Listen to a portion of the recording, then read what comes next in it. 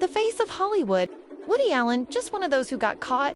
In the summer of 1992, actress Mia Farrow accused her longtime partner, filmmaker Woody Allen, of abusing their 7-year-old adopted daughter, Dylan Farrow, inside her Connecticut home.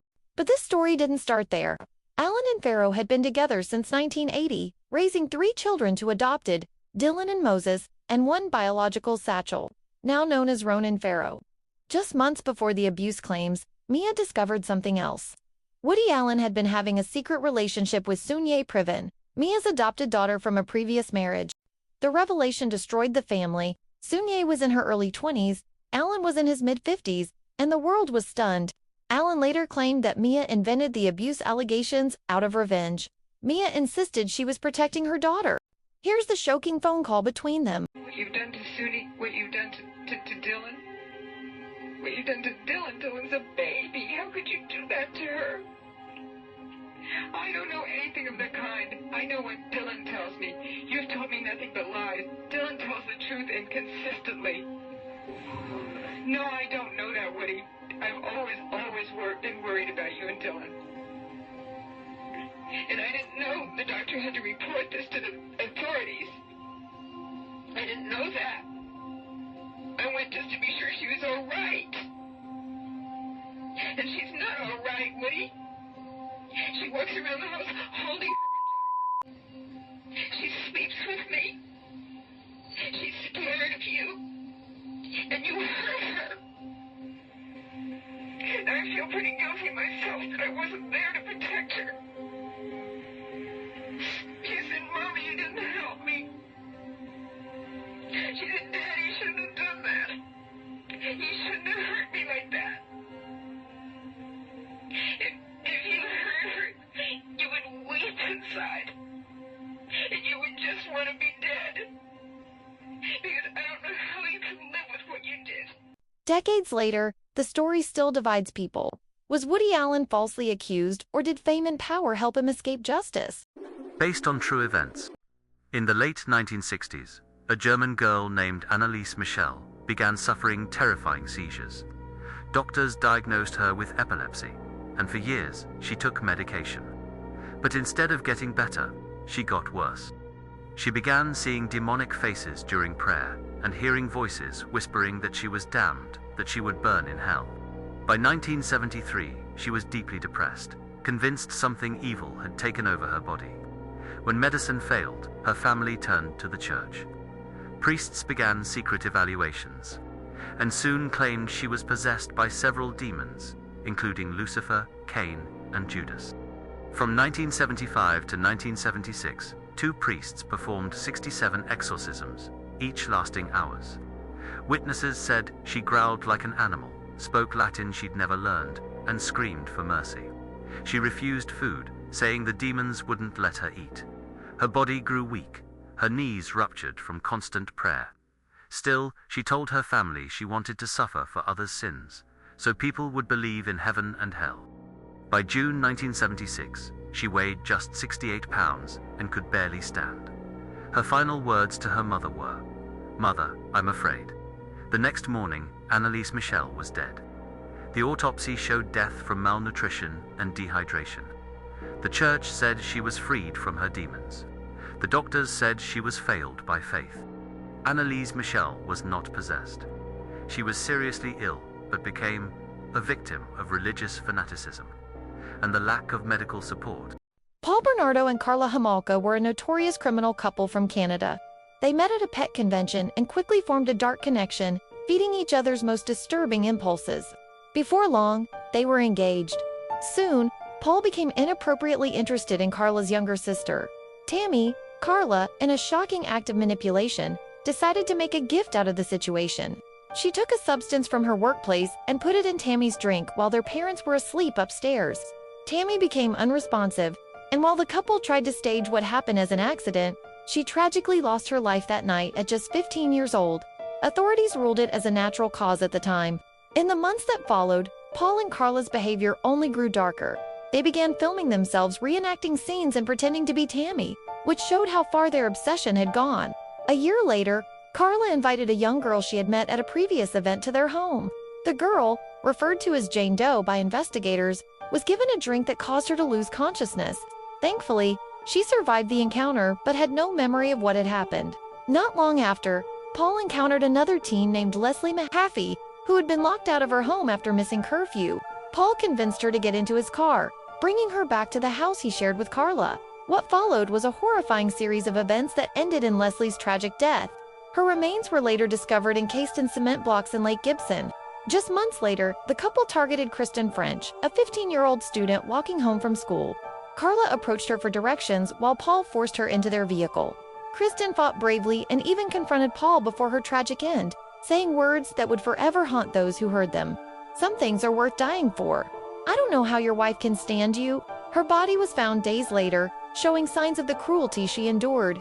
When the truth finally came out, the media labeled them the Ken and Barbie killers, a name that captured the shocking contrast between their attractive appearance and the evil behind it. Carla eventually struck a plea deal with prosecutors, receiving a much lighter sentence than many believed she deserved. Paul Bernardo was sentenced to life in prison, where he remains to this day. The lives of these young girls, Tammy, Leslie, Kristen, and Jane Doe, were forever taken or scarred by the darkness of two people who looked ordinary but hid something far more disturbing. May their souls rest in peace. In July 1999, thousands gathered in upstate New York to relive the peace and love of the original Woodstock. But instead of peace, they found something else, something darker. The festival grounds were an abandoned airbase, a sea of concrete baking under the summer sun. Temperatures soared past 38 degrees Celsius, 100 degrees Fahrenheit. Water cost $4 a bottle. Showers failed, toilets overflowed, and the air reeked of sewage and sweat. As night fell, the crowd changed. Anger replaced joy. Vendors were looted, fires erupted, and stages burned like funeral pyres. The sound of music became the roar of rage. Organizers called it the spirit of Woodstock. But those who were there, they remember something else. A feeling like the festival itself had been cursed. They say when the flames rose that night, you could feel the ground vibrating, like the earth was remembering every broken promise from 1969. Woodstock 99 wasn't just a concert, it was a mirror showing what happens when peace and love rot in the heat of greed and chaos. On the night of April 26, 1986, a safety test inside Reactor 4 of the Chernobyl nuclear power plant went terribly wrong. What was meant to be a routine procedure triggered a chain reaction no one could stop. At 1:23 a.m., the reactor exploded twice. A massive fireball tore through the roof, sending radioactive material miles into the sky. The city of Pripyat, just a few kilometers away, slept under a glowing cloud of radiation. No alarms were sounded. No one was warned. In the hours that followed, firefighters and workers rushed to the plant, unaware of what they were walking into. Many of them would never return home. For 36 hours, life in Pripyat continued as normal. Children went to school, people shopped and picnicked. Only when the radiation readings became undeniable did the evacuation begin. 50,000 residents forced to leave everything behind. Today, the Chernobyl exclusion zone remains frozen in time, a haunting monument to human error, courage, and the unseen power of nature. Chernobyl was not just a disaster, it was a warning, one that still echoes silently across generations. In the years following the collapse of the USSR, foreigners could easily adopt children from former Soviet countries. Governments of the post-communist bloc were overwhelmed with their own problems and largely turned a blind eye to the fate of orphans. Many people even welcomed this, since there were few families in Russia willing to adopt. However, in the early 2000s, a major scandal erupted in Russia, revealing that child welfare authorities had no way to track what happened to most adopted children abroad. It became clear that, in many cases, orphans were not being adopted by kind, loving families at all. One of the key figures in this dark story was Nadezhda Fraticelgachieva. Together with her Italian husband, she organized the illegal export of children from Russian orphanages to Italy. Over the course of just a few years, Nadezhda managed to take 1,260 children out of the country. It was later discovered that she paid enormous bribes to orphanage directors and used forged documents to take the children. Shelgachieva claimed she was simply helping facilitate adoptions and placing the orphans into foster families. Apparently, this disgusting business brought her great wealth.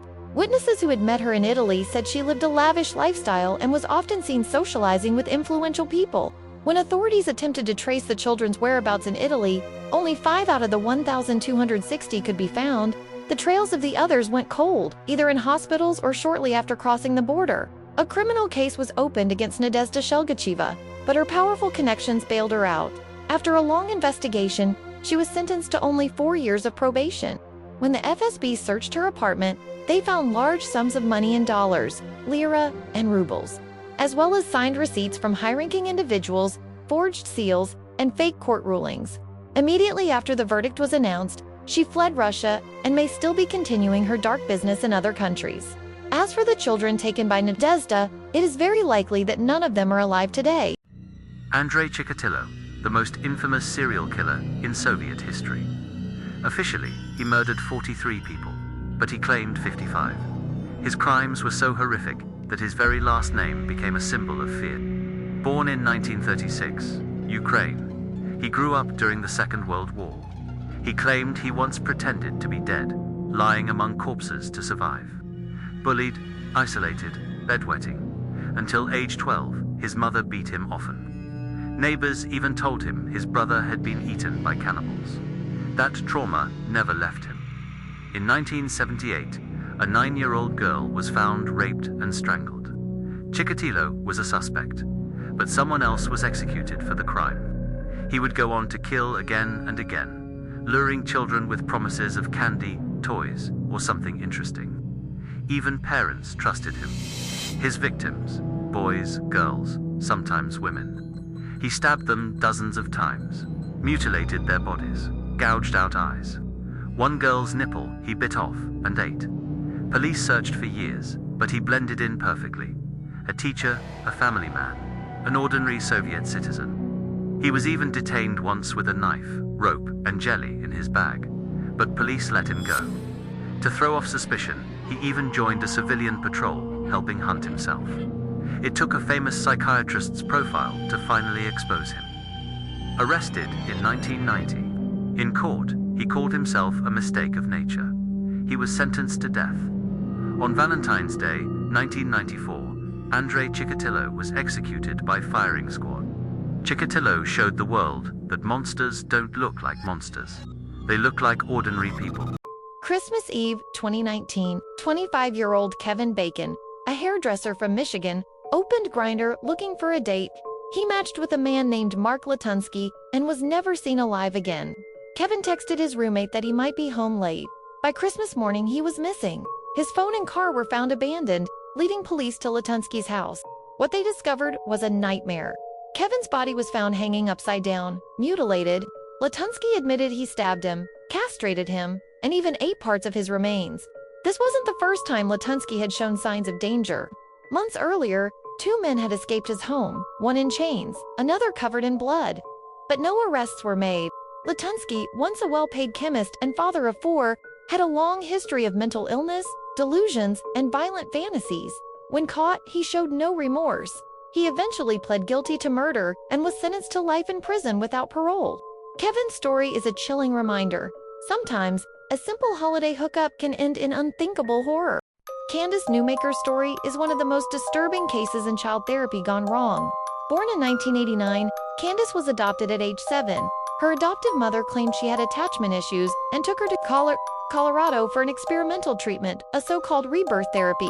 The idea: wrap a child tightly in sheets to simulate the womb, while adults press down to make them fight their way out, supposedly to bond with their parent.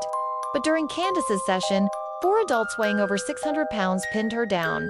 She begged, "I can't breathe, I'm dying." She said it 11 times. One therapist coldly replied, "Go ahead, die for real."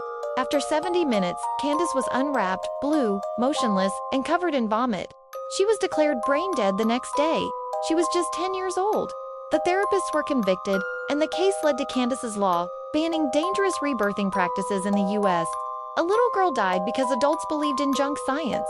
Her final words were ignored, and that's what makes this case unforgettable. The case of Lacey Fletcher. Her parents, 66 years old, found their 36-year-old daughter dead on the couch. Lacey had severe agoraphobia and couldn't leave her couch for 12 years, so since she was 24, her parents neglected her severely, didn't take care of her, and didn't get her help. When she was found, she had melted into the couch and her skin had atrophied to the couch leather while she was alive. She was covered in excrement and insects were eating away at her body also while she was alive. Lacey tried to save herself by eating her own excrement and the couch foam, but she was unable to get up from the couch for 12 years, and her parents refused to take care of her, which eventually led to her death. So Lacey Fletcher died from severe neglect from her own parents. Neighbors later admitted they didn't even know Lacey existed. She had been hidden away in plain sight, while her parents lived a seemingly normal life outside those walls. The case sparked outrage across the country, with many asking, how could this go unnoticed for so long? Today, the story of Lacey Fletcher remains one of the most disturbing and heartbreaking true crime cases in recent memory, a haunting reminder that sometimes the darkest secrets are kept closest to home.